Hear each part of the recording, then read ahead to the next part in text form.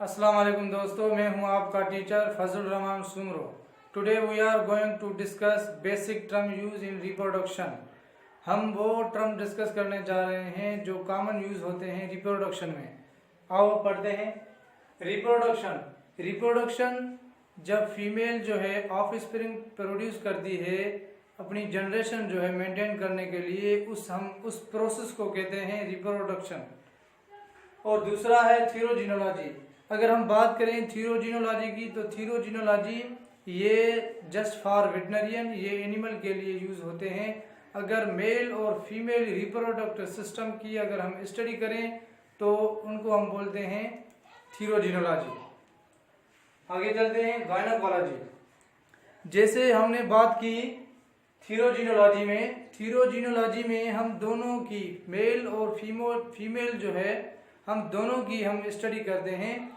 और गायनोकोलॉजी में just for female, हम फीमेल रिप्रोडक्टिव सिस्टम की अगर हम स्टडी करें हम उनको बोलते हैं हम फीमेल रिप्रोडक्टिव सिस्टम की स्टडी करें तो हम उनको बोलेंगे गायनोकोलॉजी। तो आगे चलते हैं। और दूसरा टर्म है एंड्रोलॉजी। जैसे हम पहले पढ़ के आए थे, थीरोजिनोलॉजी में दोनों की स्टडी कर रहे थे और गायनोकोलॉजी में जस्ट फॉर फीमेल और एंड्रोलॉजी में जस्ट फॉर मेल। अगर हम मेल रिप्रोडक्टिव सिस्टम की हम स्टडी करें तो हम उनको बोलेंगे andrology. Andrology male reproductive system की अगर हम स्टडी करें तो उनको बोलते हैं एंड्रोलॉजी। तो आगे चलते हैं। दूसरा है प्यूबर्टी। अगर हम बात करें प्यूबर्टी की, प्यूबर्टी ये वो एज होती है जब मेल और फीमेल जो रिप्रोडक्टिव ऑर्गन है वो फंक्शनल हो जाए, वो ऑर्गन जो स्पर्म और ओवा प्रोड्यूस करने की सलाहियत रखते हो वो मैच्योर हो जाए, वो ऑफ स्प्रिंग प्रोड्यूस करने की सलाहियत रखते हो, उस एज को हम बोलते हैं प्यूबर्टी। और आगे है फर्टिलिटी। अगर हम बात करेंगे फर्टिलिटी, प्यूबर्टी में तो आ गया, लेकिन हमें किसे पता चले कि फर्टिलिटी इसमें कितनी है।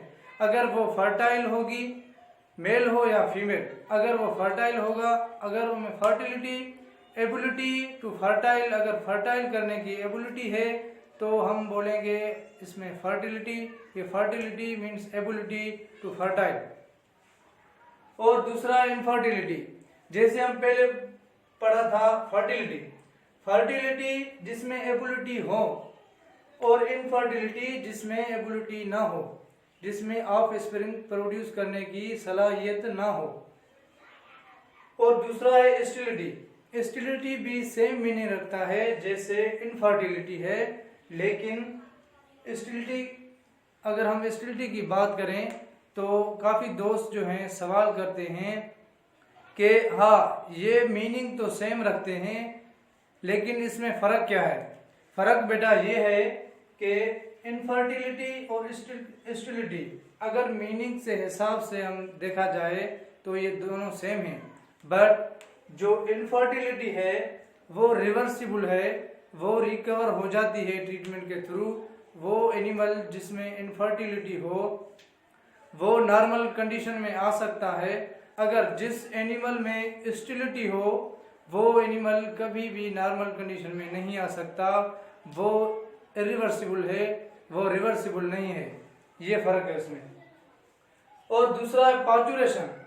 पार्चुरेशन ये एक ऐसा प्रोसेस है जब फीमेल जो है ऑफ स्प्रिंग प्रोड्यूस कर रही हो, उस प्रोसेस को जब वो ऑफ स्प्रिंग प्रोड्यूस कर रही हो, वो बच्चा दे रही हो, उन प्रोसेस को हम बोलते हैं पार्चुरेशन। और दूसरा है डिस्टोकिया। अगर हम बात करेंगे डिस्टोकिया, जैसे पार्चुरेशन पढ़ा, पार्चुरेशन ये प्रोसेस था, अगर उस पार्चुरेशन में कोई डिफिकल्टी हो, कोई दुखियाई हो तो हम उसको बोलेंगे डिस्टोकिया, डिफिकल्टी इन पार्चुरेशन। ये this term use for difficulty in parturition. आगे चलते हैं कॉपुलेशन। अगर हम बात करें कॉपुलेशन जो है जब मेल और फीमेल आपस में मिलते हैं, आपस में मेटिंग करते हैं, सेक्सुअल इंटरकोर्स जब होता है, उनको हम बोलते हैं कॉपुलेशन। और दूसरा है जायगोट। अगर हम बात करें जायगोट की तो मेल जम और फीमेल जम जो है, स्पर्म और ओवा जो आपस में मिलते हैं वो जाइगोट बनता है, उनको हम बोलते हैं जाइगोट। और दूसरा है फर्टिलाइजेशन।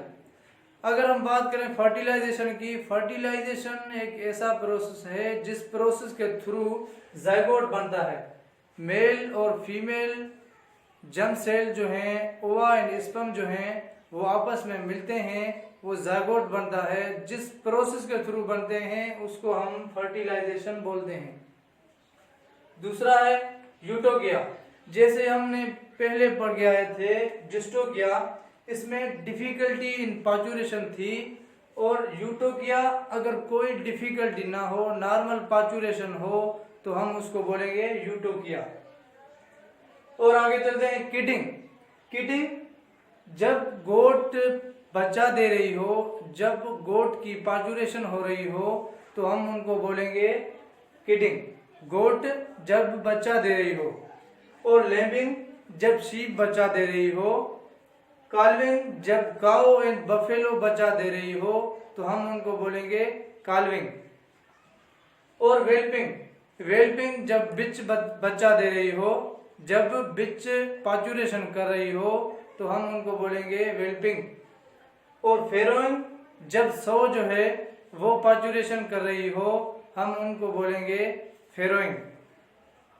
और दूसरा है सिंपलेक्स। सिंपलेक्स जो है ये टाइप ऑफ यूट्रस है, इसमें यूट्राइन हार्न नहीं होता। ये जो पाया जाता है ह्यूमन में पाया जाता है, जैसे सिंपलेक्स है, डुप्लेक्स, बायकॉर्निएट और बायपर्टाइट, ये जो है यूट्रस की टाइप हैं। और आगे चलते हैं डुप्लेक्स। डुप्लेक्स जो है ये भी यूट्रस की टाइप है, इसमें यूट्रस के केनाल और सेपरेट केनाल बने हुए होते हैं, ये पाया जाता है रेबिट में। और बायकॉर्निएट, बायकॉर्निएट है, इसमें जो यूट्राइन बॉडी होती है वो स्मॉल होती है, यूट्राइन हार्न जो है वो बड़े होते हैं। ये पाया जाता है रूमिनेंट्स में, जैसे केटल, बफेलो, शीप, गोट में पाया जाता है दिस टाइप ऑफ यूट्रस, बायकॉर्निएट। और आगे चलते हैं बायपर्टाइट। अगर हम बायपर्टाइट टाइप ऑफ यूट्रस की बात करें तो ये पाया जाता है मेयर में। इसमें यूट्राइन बॉडी जो है वो लार्ज होती है, यूट्राइन हार्न जो है वो स्मॉल होते हैं। इसमें यूट्राइन बॉडी स्मॉल होती है और यूट्राइन हार्न बड़े होते हैं। इसमें यूट्राइन बॉडी बड़ी होती है, यूट्राइन हार्न स्मॉल होते हैं। और आगे चलते हैं प्राइमीपेरस। प्राइमीपेरस वो फीमेल जब पहली बार बच्चे दे रही हो, उसको हम बोलेंगे प्राइमीपेरस। और मल्टीपेरस, जिसने कई बार बच्चे दिए हो, कई बार बच्चे दिए हो, एक दिए हो या जितने भी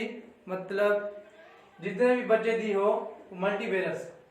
और नलीपेरस, नलीपेरस जिसने कभी बच्चा ना दिया हो, कभी उसने पाचुरेशन नहीं की हो, हम उनको बोलेंगे नलीपेरस। और मोनोटोकोकस एंड पॉलीटोकोकस। अगर हम बात करेंगे मोनोटोकोकस एंड पॉलीटोकोकस की, तो मोनोटोकोकस वो एनिमल जो एक बच्चा देते हो पाचुरेशन के बाद, जैसे केटल, बफेलो, कैमल हो गया। और पॉलीटोकोकस वो एनिमल जो पाचुरेशन के बाद एक से ज़्यादा बच्चे दें, जैसे शीप और गोट हो गई, जो भी। ये थी बेटा हमारी आज की टॉपिक। चलो मिलते हैं नेक्स्ट वीडियो में। अल्लाह हाफिज़।